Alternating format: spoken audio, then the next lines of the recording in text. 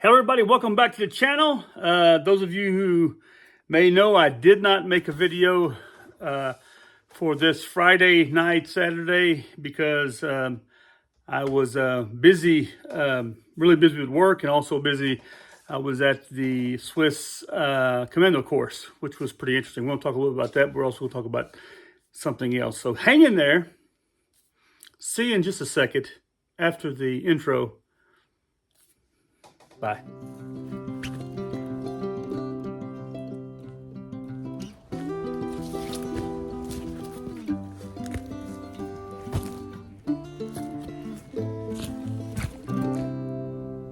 Again, everybody, welcome back to the channel.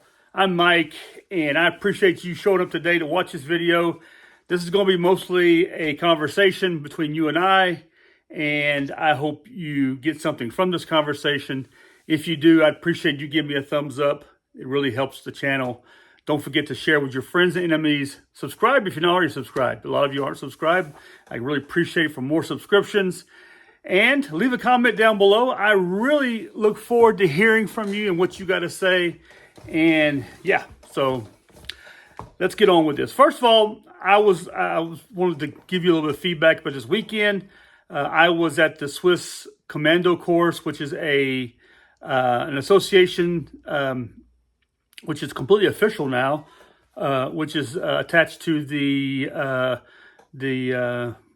UK Commando course.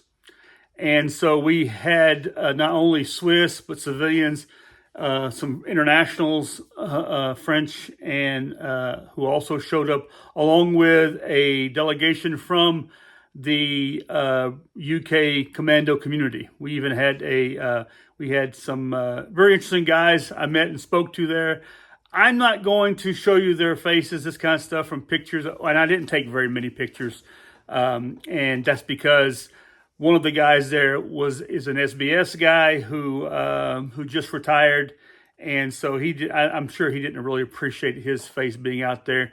And it's okay. I don't need to do all that anyway. They have a website. You can go to the website and probably see pictures of these guys. But it was very interesting. It was a very nice ceremony put on with not only with the ASSO, which is the Association de Sous-Officiers of the Swiss Army, and which is the Swiss Army Non-Commissioned Officer Association. This is for the state of Valais. And this was held in Sion, which sort of reminds you of Edinburgh, because you had this city in a valley surrounded with a mountain, and on top of it is a beautiful castle. Some of it in ruins, some of it's been put back together, but it's very interesting. So anyway, it's a very nice course. They start from the bottom in the valley, and they work their way up. I think the fastest guy was 1 hour and 5 minutes. And this is the military version, which is in military uniform with boots and a rucksack with weight. So, but they did really well. Had a great time meeting a lot of people, and it was quite nice. Anyway, today's video, we're going to talk about getting ready for, the camping season, this kind of stuff. But we're going to talk about rucksacks. And I don't have any here. I do have one back here, a Hidden Woodsman, a 30-liter rucksack. But that's not where we're necessarily going to talk about that one. We're going to talk about rucksacks in general, okay? And something that I see quite often in videos are people who either carry rucksacks that are not really designed to carry what they carry, i.e. they're overloaded, and the suspension system on these rucksacks really does not really help you to carry that weight. There's only a couple of companies that make rucksacks that are quite small but are designed to carry heavy weights, and that's because they're military, and that is Eberle. They make some small rucksacks that have suspension systems on them, are built for 120-liter rucksacks. And the reason why I do that is because a lot of guys are assault rucksacks that the U.S. Army issues and Marine issues are not really built to carry the weight these guys are carrying in them. So they get something that can handle a lot of extra ammo and water and chow and other items that they need, and they don't need a huge rucksack to do it. Or you see them, they got their bedrolls, especially in the bushcraft community, bedrolls with a lamp, a lantern, their gloves, all the rope, all these kind of things dangling off their rucksack. And the rucksack's just really not designed for that. It's really too too small to be carrying that kind of weight. This is damage. You can hurt yourself with your shoulders, your back, and also that weight, because it's not carried well, you can hurt your knees, this kind of stuff too. So it's really off balance, this kind of stuff. So I always suggest that, if you're going to go for an overnight, you can get away with some small stuff. You get yourself some smaller equipment. But if your gear does not all fit inside the rucksack, I suggest you upgrade your rucksack. And a day pack is one thing. It's great to have a 35 liter day pack. That's fine. Carry your 10 essentials in it. And, and a little bit extra snivel gear if you need it. And if you don't know what snivel gear is, that's a Army term for reference to cold weather gear, especially in the cold weather season. Because realistically, you're going to dress down when you're moving and then dress up when you're static. So you're going to want, and what I've done is I've worked hard over the years to find lighter weight, more compact gear that meets those requirements, so I can get them inside of a 35-liter rucksack for a summer day hike. Okay. And what I will do is I will add like a poncho liner to it or something like that, something that can cover myself up, or I can lay on the ground to lay on for a hike, and throw in, if it's really hot, throw in some extra water. It's nice to have a rucksack that has a little bit of MOLLE gear on, MOLLE webbing on, or PALS webbing on outside, so you can add some canteens up on the sides. I don't suggest you go further back, which is a problem I've seen with the U.S. Army medium framed rucksack, the newest one that's out now. It just carries too much weight further back away from your gravity of your back, and it sort of wants to pull you backwards, this kind of stuff. So, but if your rucksack, you're finding that your 30 liter is too small, okay, look at a 40 or 50 liter. A 50 liter or 62 liter rucksack, by the way, is exactly what the volume of the large Alice is. So this is a really good summertime rucksack that you can use. You can get away with using it in the wintertime, but you really have to be very careful, because you're going to be limited on water and food. Snivel gear, you have the space in there for even the U.S. Army ECWC sleeping bag system. It will fit in it, but it takes up more than half of the rucksack. And then what you have left is food, water, snivel gear, and your shelter. And so you got to be able to, and I like the outside pockets on it, so you can actually put those on the outside. Now, it's not that new. The MOLLE 2 rucksack is really, really good, because the frame system and suspension system is super comfortable, much more comfortable than the Alice system.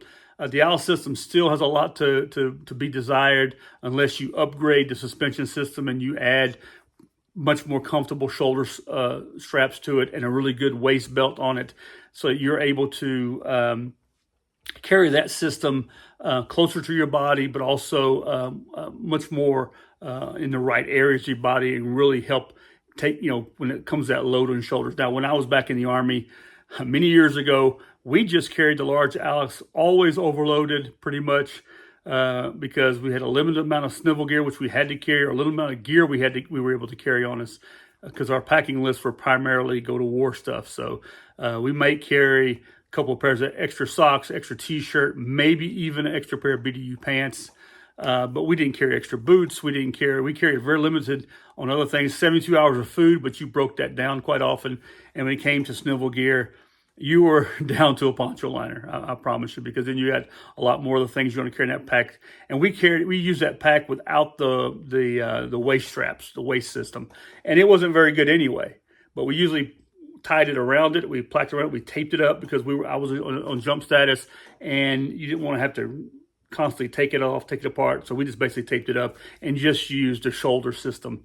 And you got used to it. You're young, you're fit, so it's not a big deal, but it does wear on you, and it does limit your comfort zone. And although one thing I do like about the Alice system and the MOLLE 2 rucksack is that it is an exterior frame rucksack.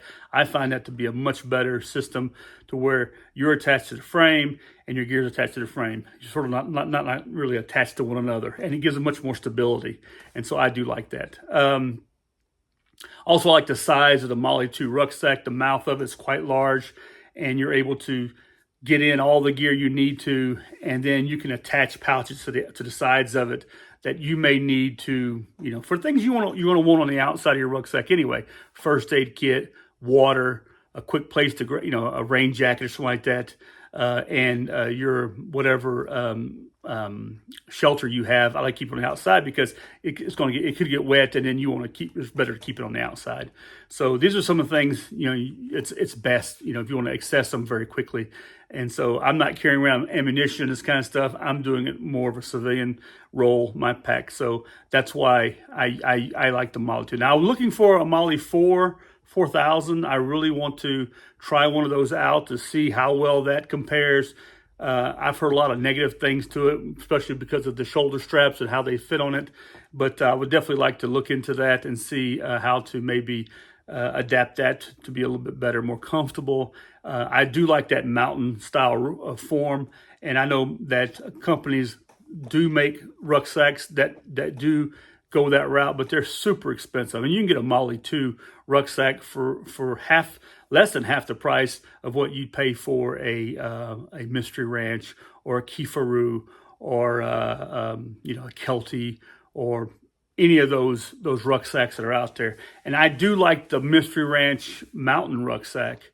I don't necessarily like the Mystery Ranch other hiking and military rucksacks because they have these long zippered pockets on the outside. I don't have a need for me. It's like, why is that on there?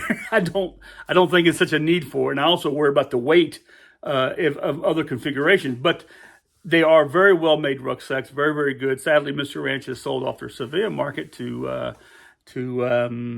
Yeti, and now they're producing these weird looking copycats of their rucksacks. I also don't like the patrol packs. And that was interesting. The British were out there with their British issued Army rucksacks because these are all Army Engineer Commandos. These were not. There was a few Marine Commandos with them who were reservists. And this SBS guy, the SBS guy was using his own.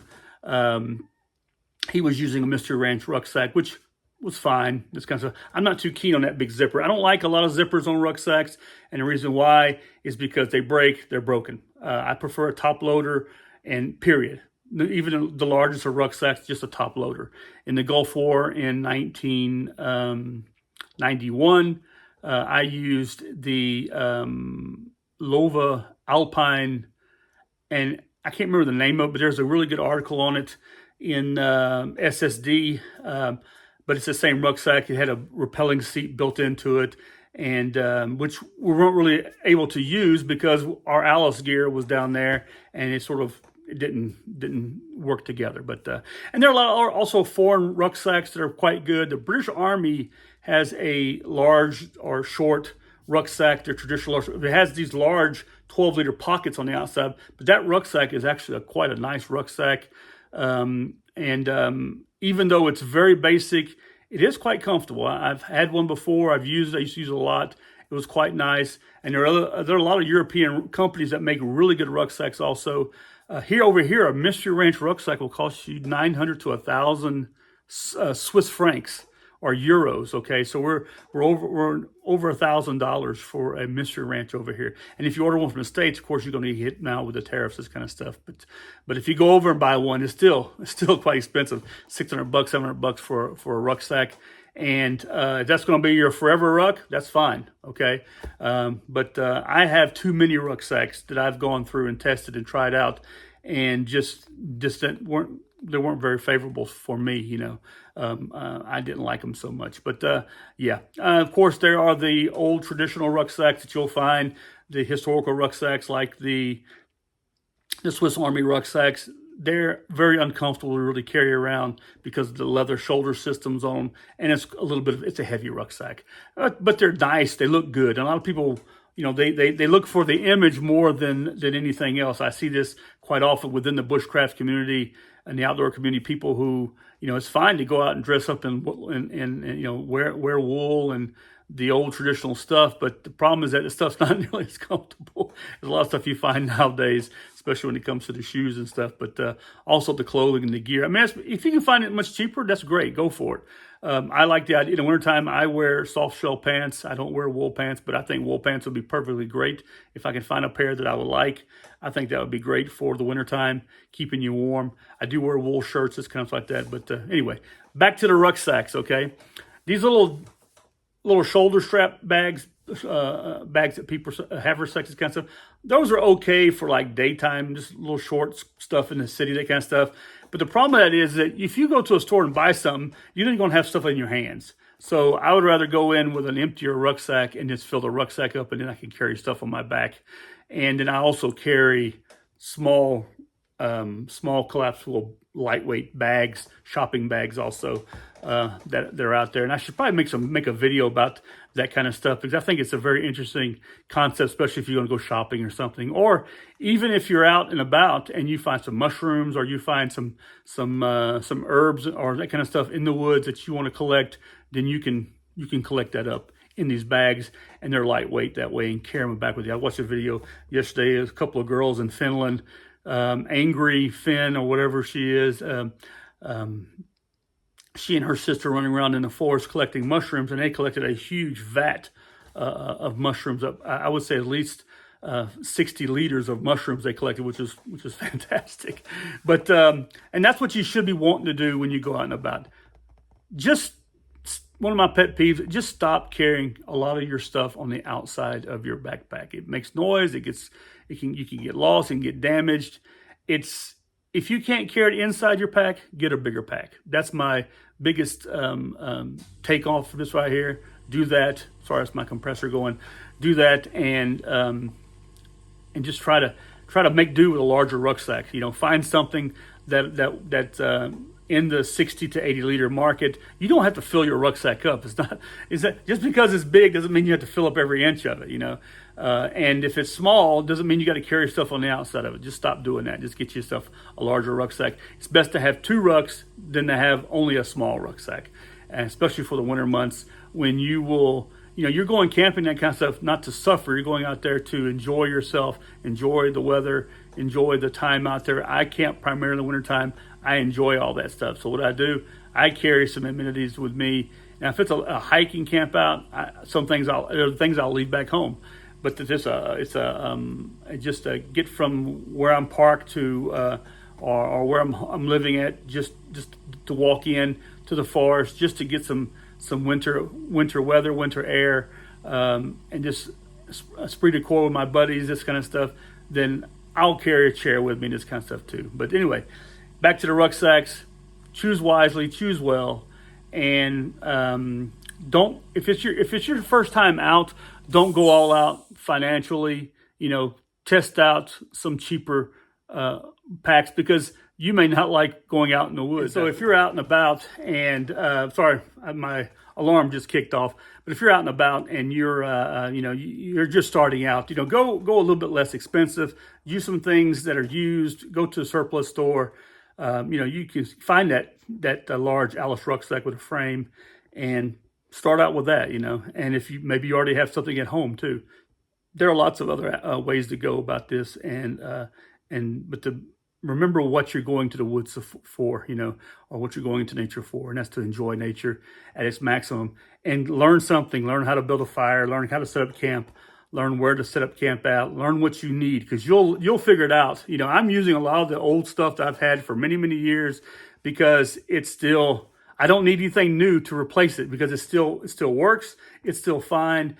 And there are a lot of good stuff like that out there. Guys who are much smaller than me, you'll have an easier time finding clothing for the wintertime. Get yourself some M65 overpants, and some long johns. That's a really good pants for around the camp, that kind of stuff, because they are high cotton. They're not nylon. They're not going to burn up. And get yourself some wool shirts. Either go to a surplus store, get you some old wool jack shirts, or up to, go to a Salvation Army. You'd be surprised at these secondhand stops. You can find wool shirts, especially the small sizes, and they're fantastic. But anyway, I digress.